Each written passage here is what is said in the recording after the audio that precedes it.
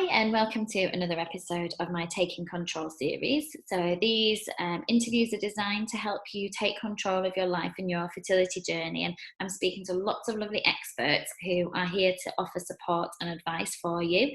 And today I'm talking to the lovely Nicola Salmon, who is a fat positive fertility coach. And she's here to talk to you about having a better relationship with your body whilst trying to conceive and potentially going through treatment as well. So hello, and thank you for joining me. Hi Sarah, thank you so much for having me. I'm so thrilled to be talking to you today. Yeah, it's really lovely to get a chance to properly chat as well. Finally. Do you want to introduce yourselves to sort of how you got into this? Because I've read your story about what you've been through previously and that you're getting into acupuncture and why you wanted to help people. But you can explain much better than I can what it is you do and how you got into it. Absolutely. So the whole reason that I got into this was because I was diagnosed with PCOS, polycystic ovarian syndrome, when I was 16. And for folks who don't know what that is, it's a hormonal and metabolic condition which gives you a really irregular cycles, acne, hormonal hair growth, so many fun things to be diagnosed with as a teenager. And when I got that diagnosis, the doctor told me that I wouldn't be able to have kids. So that became a big part of my labels, who I was, what I believed about myself and my body for my teens and my 20s. So I was given kind of two cures or, treatments for PCOS. I was told to go on the pill to regulate my cycles and to lose weight. Those were the things that I could do in order to help myself. So that then kind of kicked off a 15-year dieting adventure into trying diets, losing weight, putting the weight back on, trying something else, and all the while being in a really hate relationship with my body. So believing that my body wasn't good enough, that it needed to be smaller, that I wasn't good enough because I couldn't lose the weight. So it really had a really negative impact on how I saw myself and how I saw my body. I met my husband, we got married, and all this time I was going through uni, doing the uni thing, getting a job. And then something happened in my personal life. I witnessed this traumatic incident, and it led me to trying acupuncture to support my mental health. And it really had such a huge impact on me that I decided to train as an acupuncturist. Really kind of not really well thought through, definitely not well researched, but it's something that I decided that I really had to know more about and how it worked. So I trained as an acupuncturist. I spent 4 years at college learning how to be an acupuncturist and specialised in fertility because of my own hormonal stuff that I had going on. And yeah, that's how I started to work with people through fertility. Meanwhile, in my marriage, we decided we wanted to start trying. I thought it was going to be really hard, but we got pregnant quite easily. And what I found was that once I was pregnant, I spent the whole pregnancy really anxious because I expected that everything was going to go wrong because I was still in a fat body. I still hadn't lost the weight. And because of all the messages that I was being told from my healthcare professionals that things were going to go wrong. So I didn't enjoy it. Yeah, can imagine. Yeah, there's sort of an added stress there, isn't there, on top of everything else? Absolutely. And when my son was born, I kind of realized that I didn't want to pass on how I spoke about my body, how I talked about food and dieting. So I decided to just quit it. Hadn't helped me so far. So I just decided, right, no more weighing myself, no more dieting, no more talking crap about myself. And I did. I haven't done since. And what I found was that there was a whole group of people who also live without dieting in fat bodies, and there's this whole movement of people who are looking at health in everybody. So it's called Health at Every Size, the HAES movement, and it just changed my life. It changed how I saw my body. It changed how I practiced my acupuncture. I was trained as a fertility coach at this point. It changed how I speak to people. So now I specialize purely in supporting people in bigger bodies who want to get pregnant, because we don't have to lose weight in order to get pregnant. and we shouldn't be denied access to care because of the size of our bodies. So yeah, that's kind of, it's been a long journey, a very roundabout way to get here, but yeah, I absolutely love the work that I do, and I'm so thrilled that I'm able to do it for other folks. Yeah, and certainly with the support groups that I run, I speak to a lot of people who have been to see their consultant. They've finally been referred for IVF, and one of the biggest things that is a delayer for their treatment, or certainly funded treatment, is their weight, that they have to be a certain BMI. And it's a huge hurdle for them. And emotionally, it's really hard because they've already been trying for so long. They see it as another big hurdle. And I often find that the way they've been spoken to by their fertility consultant is in a very negative way.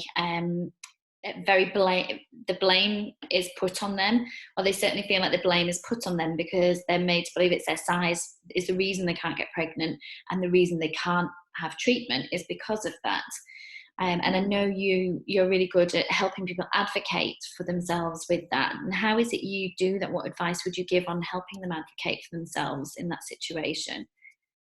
So it's such a common situation, the one you described, like people attend to the doctors and they just say, no, we can't help you, we won't help you. And in the UK, it's a really difficult dilemma, and there are unfortunately not many avenues, and none of them are a perfect solution. So if for the majority, I think, like, I don't know of any areas in the UK where their BMI cutoff isn't 30, and if you don't meet that BMI cutoff, then they are quite strict about not letting you access the care. So there are three main options really. There is, trying to fight against that decision, which I have started to try and create like a resource for people so they can, write letters to the appropriate people and have the evidence to back them up to support them.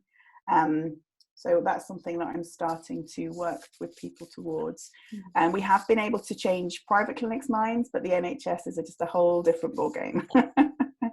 The other option is obviously to jump through this hurdle for them to lose this weight. But with dieting, we know that dieting is only ever short term. We know that any form of intentional weight loss is only ever short term, and that more than likely, like over 2/3 of people often regain plus more. It leads to disordered eating, it leads to diseating disorders. There are so many negatives around it that, if you can avoid going down that route, then it's better for your mental health and for your well-being. But obviously growing a family is obviously essential and important, and something that you should be able to do. So that is the other option. And then finally, there are private clinics in the UK that will support you regardless of your BMI. They are few and far between, unfortunately, but if you have the financial means, there are clinics that will support you without having to go through any kind of weight loss. Yeah.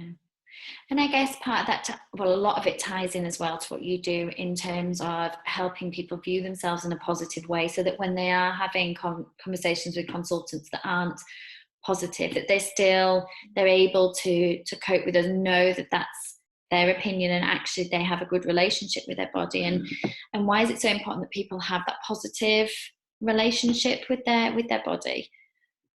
So I think when people are, anybody who's on this path to getting pregnant, you can sometimes start to believe that your body's working against you, and you can believe that it's doing, like you can almost have this battle with you and your body around, you just want it to have its period, or just want it to ovulate, or you just, it feels like everything is working against you. And by, for people in bigger bodies, it's the same, but often it's layered on. So it's, these people have tried to lose weight, are told that, they're not worthy of support, they're shamed, they're made to feel that it is absolutely 100% their fault that they can't get pregnant. So that kind of layers that up in terms of this battle against your body and it not doing what it needs to in order to support your dreams. So by kind of rebuilding that trust in your body and rebuilding that relationship so that you can appreciate what your body's doing for you, and that it's, doing its best for you, then it allows you to go into these difficult conversations and, have a conversation and not just accept the things that they're telling you. It's hard work, it's really difficult to have these difficult conversations, and it's stuff that we shouldn't have to do. But it's so much easier to have those conversations with your healthcare professionals if you believe that you are worthy of that support and that care, and that you deserve to have that treatment just as much as anybody else in any other size body. Yeah, and like you were saying, I think there's so much guilt as it is when we're going through fertility treatment, and there's guilt, there's upset about why your body can't do what it's supposed to do. I felt for a long time, well, why isn't it happening? What have I done wrong that means this isn't happening for us? And when you're layering on extra guilt, and other people, healthcare professionals, are adding to that, I think there needs to be more of an understanding and awareness about how people are spoken to as well. But it just helps you feel in a stronger position.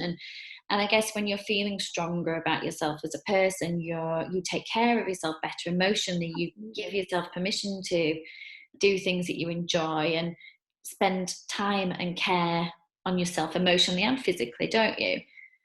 Absolutely. We talk about these beliefs and these, in my work, I do focus quite a lot on the things that people believe about themselves. And although it seems quite a out there thing to talk about, it absolutely has impact on what you do every single day, the habits that you form, how you take care of yourself, the way that you talk about yourself. All these things impact your mood and what the choices you make and the intentions that you have. So it all really interplays together. And when somebody comes to you then for support, so you're an acupuncturist but also a fertility coach, how do you help them? How do you support them whilst they're trying to get pregnant? What is it you do with them? So there's 4 kind of main pillars, and we've already touched on quite a lot of them. So the first one is around formulating a plan to support your health that doesn't involve dieting and weight loss. So many times people, their only focus, if they're in a bigger body, has always been, I need to lose weight, I need to lose weight, like this is the only way I'm going to get healthy. So we reframe that so that they can find things that they can do every day that are going to support their well-being, that are going to give them more energy, make them feel stronger, make them feel better in their bodies, whatever that means for them. The second component is around advocating, so around knowing what they can go and ask for in terms of tests and treatments, the research, giving them the research to back up the facts that IVF works for all bodies. Sometimes you just need a bigger dose of medications like Clomid and Letrozole, but they still work for people of fat bodies and they should have access to them. So having that research can really help you when you're having this argument with your healthcare professionals. We talk about trusting bodies, so bringing this back to what we talked about earlier of just rebuilding that relationship with your body, and also with food, because so many people have a really disordered relationship around food because of our culture and how food is, how it shows up in the media and how we talk about it and the diet culture that we're in. And then the final part, again, which we've touched on, is around kind of creating that positive mindset so that you completely believe that you're capable of pregnancy. Because for so many fat folks, like, they're told from a really early age that fat people don't get pregnant or fat people can't get pregnant. So reprogramming that is a really important element of it as well. Yeah, so that they're stronger and have those beliefs, so that they don't listen to people like the media or other people who have very strong opinions on things like that. And then does the acupuncture tie into that for you, or is that a separate thing that you do now as well? So it's always been quite separate, but I'm really lucky that I've been given an opportunity to start training acupuncturists. So I'm creating a whole training course now for acupuncturists and other healthcare professionals around, how you can support people in fat bodies, and how we can, how that ties in with acupuncture. And, it's really nice to see that kind of threading through together now. Yeah, that's good, isn't it? And it's another element there that is supportive for them as well. So what advice would you give to somebody who is trying to get pregnant, has maybe been told they need to lose weight to get pregnant, but just is generally in a bigger body trying to get pregnant? What advice would you give them? So the first step is kind of always around, can you remove yourself from the scales? Can you remove yourself from this idea that you have to watch those pounds? Because for so many people, that is such a huge focus of their health pursuits, and that regardless of whether the scales go up, go down, or stay the same, you're always going to feel crap when you get off those scales. It's either going to be you haven't lost weight and then you feel crap about that, or you haven't lost some but it's never enough, or you've gained weight and then you feel even, and then you go down that shame spiral again.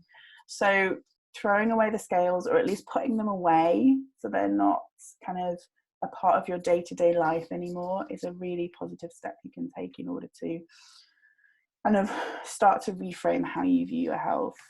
In terms of questions I ask, obviously we're all different and it's really difficult to give specific advice, but the 3 questions that I always ask people when they're like, just help me, I just need to know something, is I ask them if they're eating enough. So it doesn't matter, like, I don't ask them if they're eating healthy enough, I just want to know that they're getting enough calories in, because for so many people they have been restricting for so long that they don't really even understand, how much intake you need to be having on a daily basis to be able to support you. Well, sorry, does that kind of affect things like their energy levels, their, how they feel generally in themselves? I know myself, if you're hungry or you've not eaten great, if you're tired, you just don't have that same level of, it's very hard to be kinder to yourself, I think, when you're tired, when you're hungry. So I can see that feeds into that very, very much. Absolutely. And for so many folks who have been on diets, 1,200 calories is like what they aim for, and that becomes their norm, and that's not enough food to sustain a toddler. Like so getting enough food so that your body knows that it's safe to get pregnant is a really, really important step.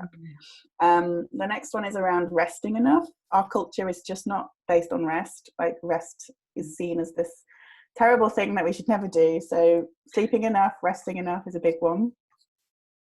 And then the last one is about movement. So it's around finding ways that move your body that either feel good or feel supportive in terms of your well-being and health. Because again, for folks in bigger bodies, often they're left out of that conversation. Either they've used exercise as a form of kind of self-flagellation, self-punishment because of food they've eaten in the past, or they don't feel the spaces are accessible to them. So they aren't able to access like clothes to go running in, or if they go to the gym, then they're just looked at and stared at and made to feel like an animal in a zoo. So it's about finding ways to move our bodies which feel good and feel supportive for our health. Yeah. And when if you've already have a lack of belief in yourself and you're feeling that way out, then I mean it's very difficult, sort of, I think going to gym classes are really intimidating anyway. Absolutely. I can totally see that. I think this whole culture that's being created of the only like the perfect body is this, having an ideal of that is wrong to start with. But then also this whole culture of the best way to achieve that is to starve yourself. As you said, that's not the best state for your body or your mind to be in. And then any safe ways of doing it then, are difficult to achieve, or like you say, a kind of a form of punishment and aren't seen in a positive way. And it's finding positive ways to do that so that you then build up that belief. I think it's a whole cultural shift there that needs to happen as well. Absolutely. But the problem is, like, the dieting industry is worth over like £7 billion. Like, it's ridiculous. So of course these are the people pulling the strings and impacting how our culture works. So fighting against that is definitely a lifetime goal rather than something we're going to be able to fix quickly. But I think the small steps that we can take to prioritizing our own well-being and our health over these like arbitrary ideas we have of what health looks like and what bodies should look like is a really positive step. I spoke to a nutritionist last week. I interviewed her and she was saying something very similar, that actually it's not about losing weight, it's about being healthy and whatever that means to you. And the focus shouldn't be on trying to lose weight. It should be what is healthy for you and looking at the choices that you can make so that you're giving your body the nutrients it needs and the nutrients that work for you and work with your hormones. And especially, like you were saying, if you've got PCOS that can impact on your fertility, she was talking about the things that you can eat to help with that. And it's finding that healthy balance rather than this focus on weight loss, which is what so many people come across. Yeah, and it's health is different for everybody. Like, we're not all in bodies that can achieve health. You know, people have chronic health conditions, people have disabilities, and I think, you know, we really need to move away from this idea that everybody should be aiming for health, because regardless of what that looks like for you, you should still be able to access treatment and healthcare and support. You know, like, our NHS is there so it can serve the most vulnerable of our population, and, you know, to deny people access to healthcare based on arbitrary measures like BMI is just totally unethical. Yeah. And it's great that you're advocating and helping people with that, because it gives them the strength to maybe question it, to maybe ask why, and somebody needs to be doing that, because otherwise, if it's accepted, then that's the norm, and that's what happens, isn't it? Yeah, and people don't talk about it because there's so much shame around it. People don't realize that there are other people going through a really similar situation, and I think knowing that there's other people out there is really comforting, in terms of knowing that you're not the only one and you're not alone. Definitely. I found that the support groups that I run, one of the biggest things is people just knowing that other people feel the same as them with the things they're going through. And it certainly was a big comfort to me, knowing that some of the thoughts I had while we were struggling and going through IVF were normal, and that I wasn't going crazy. You know, there's a lot of people who feel the same, and I think it's great. And just kind of on that theme, what are the common things that people that you speak to, what are some of the things that they do feel, just so that those that are listening know that they're not alone in thinking that? Are there common themes that people come to you and say they're feeling? Absolutely. So, I mean, a really common one is that idea that it's their fault, that they are solely responsible for this, that if they could only just lose this weight, you know, it's framed as something that should be so easy, but it's not. And so many people struggle with it, and they just feel like it's entirely their fault, and they feel so guilty, and they feel like maybe their partner won't want to be with them anymore because if they can't give them a child, and they can't do this thing that seems to be so simple, you know, that maybe their partner will blame them and not love them anymore. And they just feel so unworthy of care and support and treatment. You know, they believe that they deserve this because they can't lose the weight, and that is just not the truth, and it breaks my heart every time. And it's really important for people to know that that's a common way to feel, but also I think it's really important that others understand that, and make sure that when they're speaking to people, whether that's healthcare professionals, whether that's friends or family, that blame isn't added on, that they don't, you know, portray their views to increase that blame even further. And how can people access the support that you offer then? So I know you have an Instagram account, you've got your website, you do regular newsletters. How can people access the support from you? Yeah, so Instagram's kind of where I hang out the most. My handle's Fat Positive Fertility. So that's where I share a lot of research around the things that I find, all the ways that you can work with me. So I work one-on-one. I have a group program. Also, I have a book if you just kind of want to dip your toe in. It's called Fat and Fertile. There you can read more about my story and like tools and research, and, you know, lots of different ways that you can begin to look at the way that you're being treated on this journey differently. But yeah, if anybody's got any questions, just message me. I'm so happy to help. Yeah, and your book, can they get that from your website? Can they buy that from your website? Yeah, there's a link on my website, but it's just available via Amazon. So if you just search Fat and Fertile on Amazon, it should pop up wherever you are. Okay, so Instagram's the best starting place for people to find you. And I know you've got lots of content and support on there as well, for people to see what you're about and get that free support, but then they can speak to you as well if they'd like more. And is there anything else that you think is really important for us to cover today? Any other advice or anything that's really important for people to take away from this session? Yeah, I think one of the things that I was going to say that when we were talking was around this idea of diet. You know, like, food is such a big part of this fertility thing, and I know if you kind of Google what can I do to help my fertility, food and diet is going to be a huge portion of that. And I think the reason that we focus and have clung to that so much is because it's something that we feel we have control over, when so much of this we don't have control over. But I think it's really important to put it into context.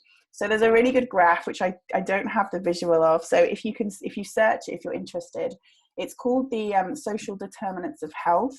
And the graph that I've seen is, we can put a link to it somewhere if it's helpful. I can send you one.